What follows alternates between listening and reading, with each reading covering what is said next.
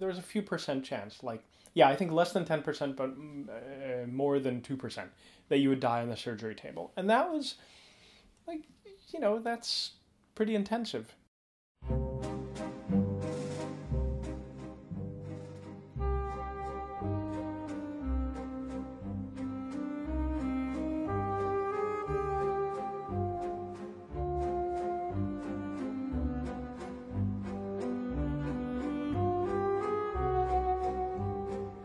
A lot of people say that when they first see their child, it's like saying hello to someone who was always there, and I didn't have that at all, and Gil didn't have that at all. The first thing that I noticed was that something was really wrong right away, and that was when I began my personal journey of researching what it was, and that was how I found out that you actually had metopic craniosynostosis.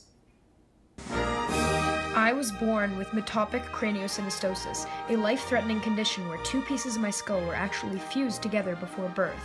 This fusion limited the space available for my brain to grow and develop, and gave my head a very unusual shape. You can imagine how serious this was. It turns out that there are two major types of this. One is pretty fatal, and then the other is not fatal. Those first few seconds, when I was learning which of the two you had, were terrifying, because it was one of those moments where in a few seconds the course of your life can change. When my dad said that, it was a shock for me. I don't even remember the surgery, and I can't believe that just 13 years ago, my parents were facing a decision that could on one hand save my life, and on the other hand kill me. I decided it was time for me to meet the maker of my new skull, the surgeon who saved my life.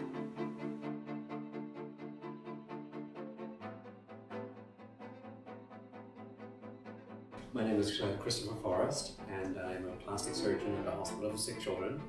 I run the craniofacial program here.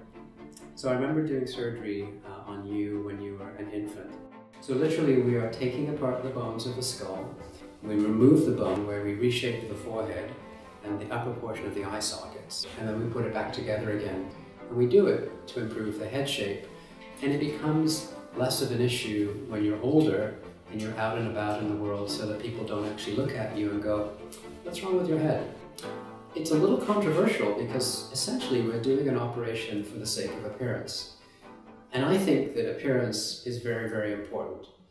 In this day and age, how you look has a significant influence on how people behave towards you.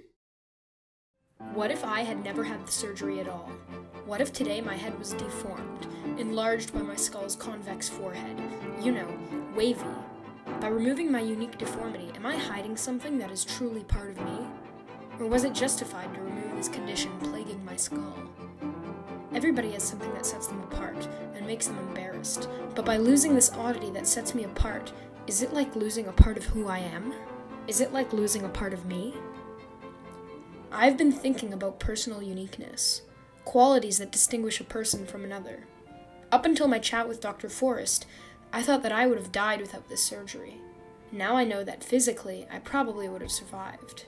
But what about psychologically? What about socially?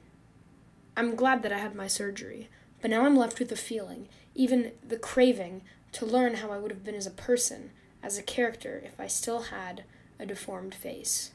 Would I still be me?